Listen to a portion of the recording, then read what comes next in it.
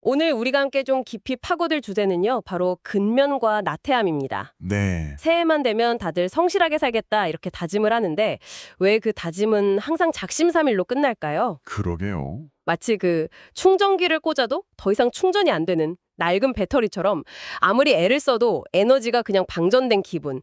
다들 느껴보신 적 많으시죠? 아, 많죠. 정말 공감되네요. 오늘은 이사야 40장에 나오는 한 글을 통해서 이 문제를 완전히 다른 각도에서 좀 보려고 합니다. 이게 단순히 뭐 의지력이나 시간 관리의 문제가 아니고요. 우리가 과연 누구의 힘으로 살아가고 있는가에 대한 아주 근본적인 질문을 던지고 있거든요. 맞습니다. 오늘 이야기는 게으르지 말고 부지런해져라. 뭐 이런 자기계발서의 익숙한 조언과는 결이 좀 다릅니다. 아, 결이 다르다. 네, 네. 오늘 우리가 살펴볼 글은요. 근면을 주어진 소명을 감당하는 예배로 보고요. 또 나태함은 자신의 한계 안에 갇혀버리는 영적 고립 상태로 정의합니다. 예배와 고립이라니 굉장히 다른 차원의 이야기네요. 그렇죠. 보통 번아웃의 해법으로 뭐 자기 돌봄이나 마음 챙김을 이야기하잖아요. 네, 그렇죠. 그런데 이 고대의 지혜는 외부의 무한한 에너지원과의 연결이라는 아주 흥미로운 대안을 제시하는 셈이죠. 우리의 힘의 진짜 원천이 어디에 있는지를 한번 추적해보는 그런 시간이 될 겁니다. 좋습니다. 외부 에너지원과의 연결? 아, 벌써부터 흥미롭네요. 자, 그럼 본격적으로 본문 속으로 한번 들어가 보죠. 이사야서를 보면 처음부터 좀 의아한 표현이 등장해요. 소년이라도 피곤하며 곤비하며 장정이라도 넘어지며 쓰러지되. 네. 보통 젊음이라고 하면 뭐 지치지 않는 에너지의 상징이잖아요. 그런데 왜 이 글은 가장 혈기왕성한 청년들조차 결국엔 지쳐 쓰러질 거라고 이렇게 단언하는 걸까요? 일부러 좀 비관적으로 말하는 건가 싶기도 하고요. 바로 그 지점이 이 글 전체를 여는 아주 중요한 열쇠입니다. 아, 열쇠요? 네, 그건 뭐 비관적인 예언이라기보다는 인간 능력의 명백한 한계에 대한 냉정한 현실 인식이죠. 아무리 젊고 체력이 좋고 의지가 강한 사람이라도 자기 힘, 자기 의지만으로는 인생이라는 이 긴 경주를 완주할 수 없다. 이런 선언과도 같습니다. 아, 일종의 선언이군요. 그래서 이 글은 곧바로 우리의 시선을 다른 곳으로 돌리게 만듭니다. 너희 자신의 힘을 보지 말고 영원하신 하나님, 땅끝까지 창조하신 분을 보라고요. 그분은 피곤하거나 곤비함이 없으시다고 강조하면서 말이죠. 인간의 유한함과 창조주의 무한함을 아주 극적으로 대비시키는 거군요. 그렇죠. 그러면서 이제 핵심적인 명령 혹은 제안이 나오죠. 오직 여호와를 앙망하는 자는 새 힘을 얻으리니 네, 여기서 앙망한다는 말이 사실 요즘 잘 안 쓰는 단어라 좀 낯설게 들리거든요. 맞아요. 그냥 바라본다는 뜻과는 분명 다를 것 같은데 좀 더 구체적으로 어떤 행위를 말하는 걸까요? 네, 아주 정확한 질문이십니다. 여기서 앙망하다는 건요, 단순히 하늘을 쳐다보는 그런 수동적인 기다림이 아니에요. 아, 그런 게 아니군요. 원어의 의미를 살펴보면 함께 꼬다, 묶다라는 뜻이 있습니다. 꼬다, 묶다요? 네, 마치 여러 가닥의 밧줄을 꼬아서 하나의 튼튼한 동아줄을 만드는 것처럼 나의 이 연약한 힘을 하나님의 무한한 힘에 단단히 묶어버리는 아주 적극적인 신뢰의 행위입니다. 내 힘이 다 빠졌을 때 내 힘으로는 더 이상 못하겠습니다. 당신의 힘에 전적으로 의지합니다. 라고 고백하면서 나를 그분께 연결하는 거죠. 아, 연결한다는 이미지로 생각하니까 확 와닿네요. 네, 그렇다면 이 관점에서 근면이라는 단어의 의미도 완전히 재해석해야겠군요. 맞습니다. 보통 근면이라고 하면 내가 막 땀 흘리고 노력해서 성취를 이뤄내는 걸 떠올리는데 말이죠. 그래서 성경이 말하는 진짜 근면은 내가 얼마나 성실한 사람인지를 증명하는 자기 과시가 아니라는 겁니다. 아, 오히려 정반대군요. 네, 정반대죠. 나는 피곤하고 지치기 쉬운 존재임을 인정하고 결코 지치지 않으시는 창조주께 나를 연결해서 그분으로부터 흘러나오는 힘으로 하루하루를 살아가는 태도, 그 자체를 의미합니다. 일의 결과가 좋든 나쁘든 그 과정 속에서 계속해서 하나님께 연결되어 있으려는 그 태도 말입니다. 잠깐만요. 그렇게 들으면 근면이 굉장히 수동적으로 느껴지는데요. 아, 그냥 연결만 잘하면 힘이 저절로 생긴다는 것처럼 들릴 수도 있거든요. 하지만 현실에서는 잠줄이고 땀 흘리고 노력하는 구체적인 행위가 필요한 거잖아요. 네, 필요하죠. 이 관점이 자칫하면 그런 인간적인 노력을 폄하하는 것처럼 비춰질 위험은 없을까요? 아주 날카로운 지적이십니다. 이 개념을 오해하면 나는 아무것도 안 하고 기도만 하면 하나님이 다 알아서 해주시겠지 하는 식의 위험한 생각으로 빠질 수 있죠. 네, 그럴 수 있겠네요. 여기서 핵심은 노력 자체를 부정하는 게 아닙니다. 그 노력의 동력원이 무엇이냐는 거죠. 차이입니다. 아, 후자의 경우에도 여전히 땀 흘리고 애쓰는 행위는 필요합니다. 하지만 그 과정에서 소진되고 마는 게 아니라 오히려 일하면서 더 채워지는 경험을 하게 되는 거죠. 그렇군요. 결국 나태함은 그 반대 개념이겠네요. 단순히 게으름 피우는 걸 넘어서서요. 정확합니다. 나태함은 이 연결이 끊어진 채 자신의 유한한 에너지에만 의존하다가 결국 지쳐서 책임을 회피하게 되는 영적인 상태를 말합니다. 영적인 상태? 네, 처음에는 내 힘으로 할 수 있어 라고 자신만만하게 시작하지만 곧 배터리가 방전되면서 피로감이 쌓이고 그 피로감이 결국 이건 너무 힘들어, 가치 없는 일이야 라며 하나님이 주신 소명을 포기하게 만듭니다. 이게 바로 나태함이 가진 무서운 영적 파괴력이죠. 아, 결국 본문 속 넘어지고 쓰러지는 장정의 모습이 바로 하나님과 단절된 채 자기 힘으로만 발버둥치는 우리 모두의 자화상인 셈입니다. 와, 정말 흥미롭네요. 여기서 본문은 아주 강력한 약속, 하나의 이미지를 제시합니다. 여호와를 앙망하는 자는 독수리가 날개치며 올라감 같을 것이라고요. 네, 이 비유가 정말 강렬하게 다가오는데 이게 우리 일상, 예를 들면 월요일 아침에 쌓여있는 이메일 더미와 마주한 저에게는 어떻게 적용될 수 있을까요? 아주 중요한 비유입니다. 이 비유의 핵심은 새 힘인데 여기서 말하는 힘은 단거리 선수처럼 폭발적인 속도를 내는 힘이 아닙니다. 아, 그런 의미 아니군요. 독수리를 한번 떠올려 보세요. 독수리는 자기 힘으로만 미친 듯이 날갯짓을 해서 하늘 높이 올라가지 않습니다. 오히려 거대한 날개를 활짝 펴고 상승 기류, 즉 보이지 않는 공기의 흐름을 탑니다. 상승 기류요? 네, 최소한의 에너지로 가장 높이, 가장 멀리 비상하는 거죠. 여호와를 앙망한다는 것은 바로 이 영적인 상승 기류에 우리 자신을 맡기는 것과 같습니다. 상승 기류라는 비유가 정말 기가 막히네요. 내 힘으로 퍼덕이는 게 아니라 보이지 않는 거대한 힘의 흐름을 타는 느낌이군요. 맞습니다. 하지만 현실에서는 그 흐름을 타기가 쉽지 않잖아요. 인간의 본성은 본래 편안함을 추구하고 힘든 일은 미루고 싶어 하니까요. 맞습니다. 그래서 성령의 도우심이 필요하다고 이야기하는 겁니다. 아, 우리의 본성은 자꾸만 중력에 이끌리듯 편안한 길로 가려 하지만 성령께서 우리 안에서 일하시면 우리는 그 중력을 거슬러 상승하는 경험을 하게 됩니다. 여기서 목표는 단순히 과업을 완수하는 게 아니라 나에게 맡겨진 모든 일을 하나님께 드리는 거룩한 제사처럼 여기는 삶의 태도로 전환되는 겁니다. 잠시만요. 일이 제사가 된다는 건 어떤 의미인가요? 네, 고대 종교의 제사하면 동물을 바치거나 무언가를 태우는 이미지가 떠오르는데 오늘날 사무실에서 엑셀 작업을 하는 게 어떻게 제사가 될 수 있다는 거죠?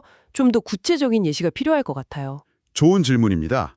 여기서 제사란 어떤 행위의 목적과 태도를 말합니다. 목적과 태도. 네, 예를 들어 한 회계사가 세금 보고서를 작성한다고 해보죠. 이걸 그냥 돈벌이를 위한 과업으로 생각하면 지루하고 고통스럽습니다. 그렇죠. 하지만 만약 이 일을 하나님이 나에게 맡기신 정직함과 성실함을 훈련하는 기회이자 이 회사가 정직하게 운영되도록 돕는 신성한 역할, 즉 제사로 여긴다면 어떨까요? 아, 아마 보고서의 숫자 하나하나를 대하는 태도가 달라질 겁니다. 실수를 줄이려 더 노력할 것이고 편법의 유혹에도 더 강해지겠죠. 일의 내용이 아니라 그 일을 대하는 마음가짐이 바뀔 때 그 일이 하나님께 드리는 거룩한 예배가 될 수 있다는 의미입니다. 아, 일의 의미 자체가 재설정되는 거군요. 바로 그거죠. 그렇게 되면 일에서 오는 스트레스나 피로감의 성격도 완전히 달라지겠어요. 결국 근면과 나태함의 차이는 단순히 더 일하고 덜 일하고의 문제가 아니라 내가 하는 일에 어떤 의미를 부여하고 누구의 힘을 의지하느냐의 문제로 귀결되는군요. 바로 그 점입니다.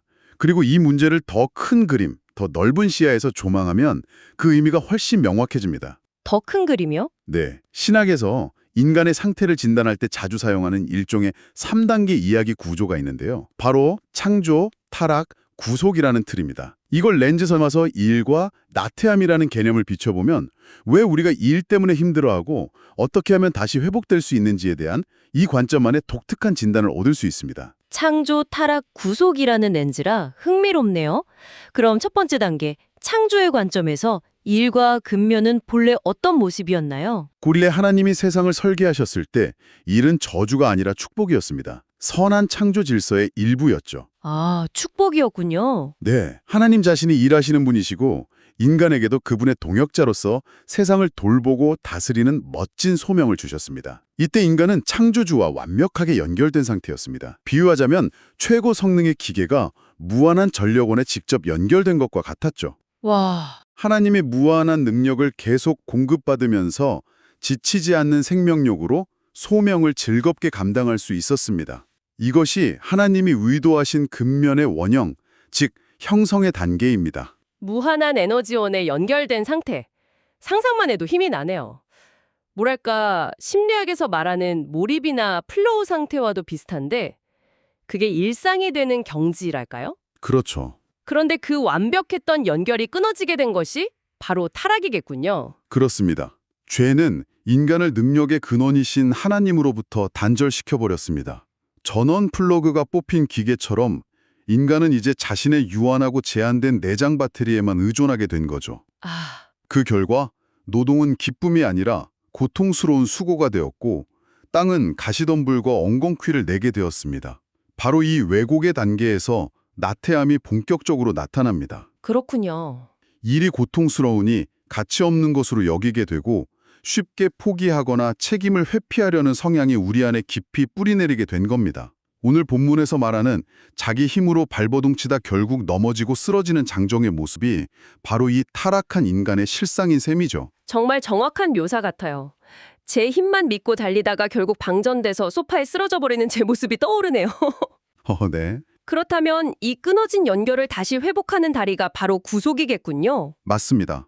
바로 예수 그리스도께서 그 일을 하셨다는 것이 이 이야기의 핵심입니다. 아, 예수님은 이 땅에서 아버지의 뜻을 온전히 성취하신 완벽한 사명 완수자이십니다. 그분의 십자가와 부활을 통해 끊어졌던 하나님과 연결이 회복될 수 있는 길이 다시 열렸습니다. 이것이 바로 정화의 단계입니다. 정화. 시 하나님으로부터 새 힘을 공급받을 수 있게 되었습니다.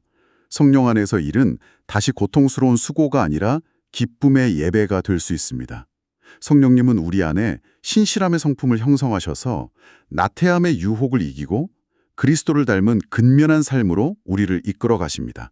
결국 근면은 우리가 억지로 만들어내는 덕목이 아니라 이 회복된 관계 속에서 자연스럽게 맺어지는 성령의 열매와도 같은 것입니다.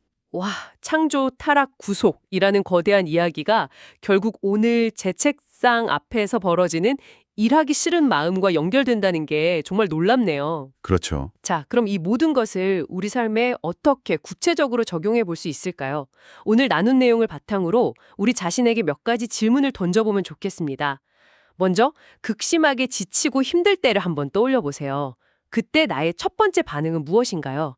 정신 차리자, 의지를 다지자라며 나를 채찍질하나요? 아니면 하던 일을 잠시 멈추고 영원하신 하나님을 앙망하며 새 힘을 구하나요? 아주 중요한 자기 점검 질문입니다. 또 이렇게도 질문해 볼 수 있겠습니다. 나는 혹시 나의 부족한 체력과 의지, 이 제한된 능력에만 의존하다가 쉽게 좌절하고 있지는 않은가? 그리고 그 좌절감이 결국 주변 동료나 가족들에게 무책임한 모습, 즉 나 이제 더는 못해 라며 모든 걸 놓아버리는 영적인 나태함으로 나타나고 있지는 않은가? 나의 탈진이 나 혼자의 문제로 끝나지 않고 관계에까지 악영향을 미치고 있지는 않은지 돌아볼 필요가 있습니다. 마지막으로 아주 구체적인 실천 제본을 드려보고 싶습니다. 오늘 당장 해야 할 일 목록을 한번 떠올려 보세요. 그중에서 가장 하기 싫고 가장 부담되고 그래서 계속 미루고 있는 특별 과제가 분명 하나쯤 있을 겁니다. 네, 있죠. 이 일을 감당할 새 힘을 주십시오. 나의 힘이 아닌 당신의 힘으로 이 일을 하게 해주십시오라고 성령의 도우심을 간절히 구하는 시간을 가져보는 건 어떨까요? 아, 좋네요. 그 작은 기도의 시간이 일의 과정과 결과를 어떻게 바꾸는지 직접 경험해 보는 거죠.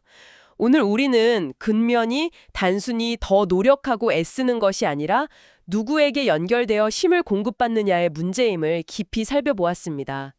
이미 방전된 배터리를 쥐어짜는 것이 아니라 무한한 에너지원의 플러그를 꼽는 것과 같습니다. 이 관점의 전환이 여러분의 지친 일상에 진정한 새 힘을 불어넣어 주기를 진심으로 바랍니다. 이 깨달음이 여러분 각자의 삶의 실제적인 변화로 이어지기를 소망합니다. 오늘 우리가 함께 나눈 이야기의 마지막에 있는 기도를 함께 드리는 것으로 마무리하면 좋겠습니다. 제가 기도하겠습니다. 네. 무한한 능력으로 온 우주를 붙드시는 창조주 하나님 아버지, 때로 저의 연약함과 한계로 인해 지치고 낙심하며 맡겨주신 소명을 나태함으로 방치했음을 고백합니다. 이제 제가 제 자신의 작은 힘을 의지하지 않고 오직 여호와를 앙망함으로 독수리가 날개치며 올라감 같은 새 힘을 얻게 하옵소서. 성령님, 저의 마음을 붙드셔서 오늘 제게 주어진 작은 일 하나도 주님이 주신 특별 과제로 여기며 정성을 다하게 하시고 다른 박질하여도 곤비치 않는 영적 활력으로 그리스도의 신실하심을 드러나는 하루가 되게 하여 주시옵소서. 우리 주 예수 그리스도의 이름으로 기도드립니다. 아멘.